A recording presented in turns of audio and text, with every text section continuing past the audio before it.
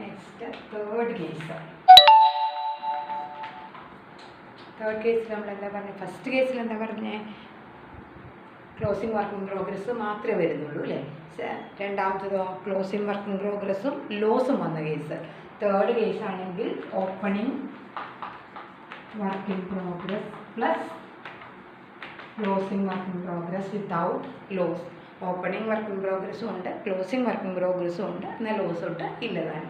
ഇതുപോലെ ഡീൽ ചെയ്യുന്നതാണ് മൂന്നാമത്തെ കേസ്. നമ്മൾ പറഞ്ഞല്ലോ equivalent production can be studied in 4 different categories. First one closing work in progress only, second one closing work in progress with loss, third one opening and closing work in progress. അതാണ് മൂന്നാമത്തെ case. ഇനി നോക്കൂ കേട്ടോ. ഈ opening work in progress വരുന്ന കേസിൽ opening work in പ്രോഗ്രസിൻ്റെ value of opening work in progress depends on the method we used. Opening work in progress value ചെയ്യാനായിട്ട് നമ്മൾ പല മെത്തേഡ് യൂസ് ചെയ്യുന്നുണ്ട്. എക്സാമ്പിൾ പറയുകയാണെങ്കിൽ ആവറേജ് കോസ്റ്റ് മെത്തേഡ് ഉണ്ട്, average cost method, FIFO method, FIFO അറിയാലോ, first out method, last in first out method, weighted average method, അങ്ങനെ പല method use ചെയ്യുന്നുണ്ട്. അപ്പോൾ value of opening stock depends upon the method we used. ഏത് method അനുസരിച്ചാണോ നമ്മൾ ചെയ്യുന്നത് അതനുസരിച്ച് ഓപ്പണിംഗ് സ്റ്റോക്കിൻ്റെ വാല്യൂവിൽ വ്യത്യാസം വരും. അതാണ് ഇതിൻ്റെ പ്രത്യേകത. അപ്പോൾ നമ്മൾ പറഞ്ഞു തേർഡ് കേസാണ് നമ്മൾ ഡീൽ ചെയ്യാൻ പോകുന്നത്. ഓപ്പണിംഗ് വർക്ക് ഇൻ പ്രോഗ്രസ്സും ക്ലോസിംഗ് വർക്ക് ഇൻ പ്രോഗ്രസ്സും വരുന്ന കേസാണ്. ഓപ്പണിംഗ് വർക്ക് ഇൻ പ്രോഗ്രസിൻ്റെ വാല്യുവേഷന് വേണ്ടിയിട്ട് we can follow any methods. അതിൽ ഒരു മെത്തേഡാണ് ഏത്? Average cost method. നമുക്ക് ആവറേജ് കോസ്റ്റ് മെത്തേഡിൽ ഒരു പ്രോബ്ലം ചെയ്യാം.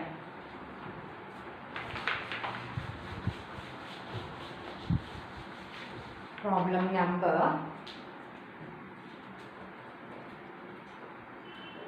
ഫസ്റ്റ് പേജ് നമ്പർ നോക്കുക.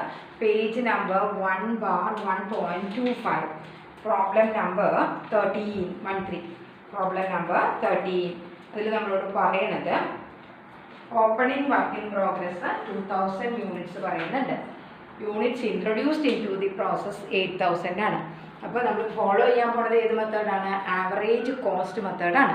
ഈ ആവറേജ് കോസ്റ്റ് മെത്തേഡിൻ്റെ പ്രത്യേകത എന്താണെന്ന് വെച്ച് കഴിഞ്ഞാൽ ഓപ്പണിംഗ് വർക്ക് ഇൻ പ്രോഗ്രസിൻ്റെ value of opening work in progress is merged with production during that period. ആ വർഷത്തെ പ്രൊഡക്ഷൻ്റെ കൂടെ മെർജ് ചെയ്ത് കാണിക്കും. ഏതുകൂടി? ഓപ്പണിംഗ് വർക്ക് ഇൻ പ്രോഗ്രസ്സും കൂടി. അതാണ് ഈ ആവറേജ് കോസ്റ്റ് മെത്തേഡിൻ്റെ പ്രത്യേകത. പ്രോബ്ലത്തിൽ അത് വളരെ ക്ലിയർ ആക്കി തരാം. അപ്പോൾ ആദ്യം നമ്മൾ പറഞ്ഞു opening work in progress value ചെയ്യാൻ വേണ്ടി V can follow any methods അല്ലേ? ഈ മെത്തേഡ് അനുസരിച്ച് ഓപ്പണിംഗ് വർക്ക് ഇൻ പ്രോഗ്രസിൻ്റെ വാല്യൂ മാറും. അപ്പോൾ ആവറേജ് കോസ്റ്റ് മെത്തേഡാണ് നമ്മൾ ഫോളോ ചെയ്യുന്നതെന്നുണ്ടെങ്കിൽ അതിൻ്റെ മെയിൻ ഫീച്ചർ എന്താണെന്ന് വെച്ച് കഴിഞ്ഞാൽ value of opening work in progress is merged with the value of production during that period. ആവശ്യത്തെ പ്രൊഡക്ഷനുമായിട്ട് അത് മെർജ് ചെയ്ത് കാണിക്കും. അപ്പോൾ നമ്മളോട് പ്രോബ്ലത്തിൽ പറയുന്ന ഇതാണ് 2000 യൂണിറ്റ്സ് ആണ് ഓപ്പണിംഗ് വർക്ക് ഇൻ പ്രോഗ്രസ് ഉള്ളത്. അതിൻ്റെ വാല്യൂ നമുക്ക് തന്നിട്ടുണ്ട്, പ്രോബ്ലത്തിലുണ്ട്. 8000 യൂണിറ്റ്സ് ആണ് ആ വർഷം നമ്മൾ യൂണിറ്റ്സ് ഇൻട്രൊഡ്യൂസ് ചെയ്യുന്നത്. അപ്പോൾ ഈ 8000-ൽ എന്തുണ്ടെന്നാണ് നമ്മുടെ അസംഷൻ? 2000 units are included. അതാണ് ഏത് മെത്തേഡിൻ്റെ പ്രത്യേകത? ആവറേജ് കോസ്റ്റ് മെത്തേഡിൻ്റെ മെയിൻ ഫീച്ചർ. പിന്നെ നമ്മൾ നോർമലി വരയ്ക്കുന്ന പോലെ തന്നെ സ്റ്റേറ്റ്മെൻറ്റ് ഓഫ് ഈക്വലൻറ്റ് പ്രൊഡക്ഷൻ വേണം, statement of cost, statement of evaluation, ഇങ്ങനെ നമ്മൾ ആസ് യൂഷ്വൽ വരയ്ക്കും. അപ്പോൾ ഇതെന്താണ് സംഭവം ക്ലിയർ ആയിട്ട്? തേർഡ് വണ്ണാണ്, അതായത് തേർഡ് കേസാണ് നമ്മൾ ഡീൽ ചെയ്യാൻ പോകുന്നത്. ഓപ്പണിംഗ് വർക്ക് ഇൻ പ്രോഗ്രസ്സും ക്ലോസിംഗ് വർക്ക് ഇൻ പ്രോഗ്രസ്സും. മറ്റതിൽ നിന്ന് വ്യത്യസ്തമായിട്ട്, ക്ലോസിംഗ് വർക്ക് ഇൻ പ്രോഗ്രസ്സിൽ നിന്ന് വ്യത്യസ്തമായിട്ട് opening work in progress value ചെയ്യാനായിട്ട് നമുക്ക് പല മെത്തേഡ് ഉണ്ട്.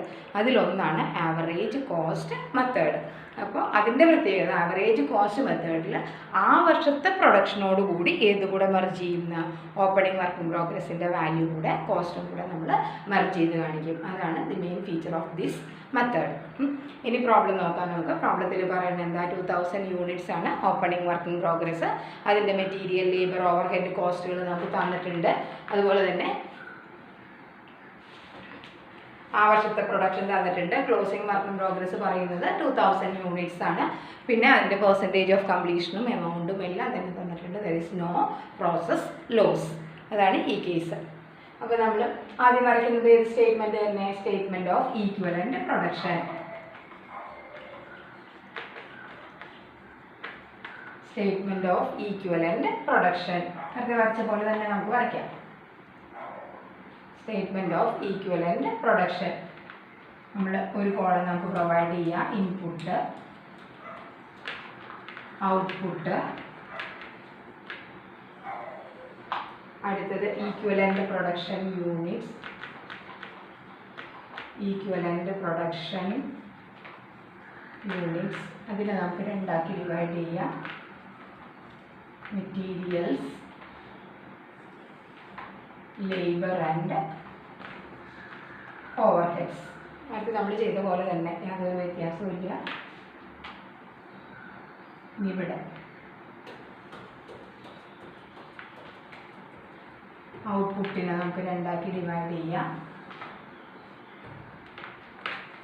Items, units. ഇവിടെ 2 കോളം വരും. പെർസെൻറ്റേജും units, percentage, units. These are the columns provided.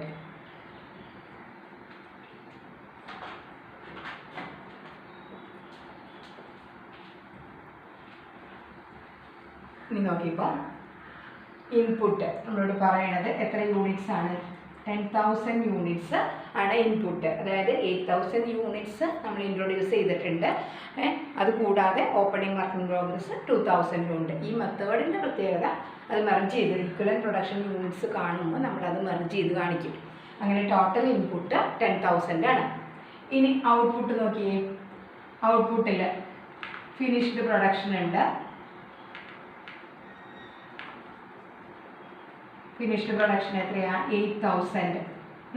ഈ 8,000 യൂണിറ്റ്സ് എന്ന് പറയുന്നത് എന്താ? 8,000 units which includes opening work in progress. That is A special feature of average unit cost method.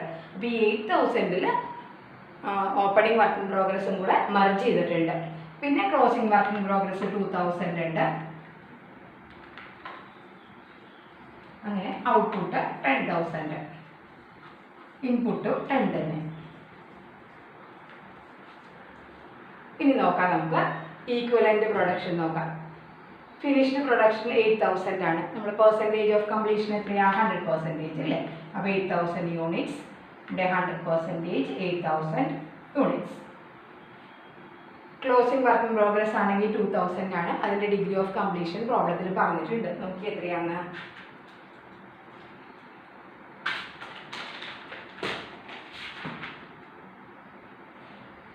100-50-50 തന്നിരിക്കുന്നത്. 100-50-50 ആണ്. അപ്പോൾ മെറ്റീരിയൽസ് 100% കംപ്ലീറ്റ് ആണ്. അപ്പോൾ യൂണിറ്റ്സ് 2,000 തന്നെ.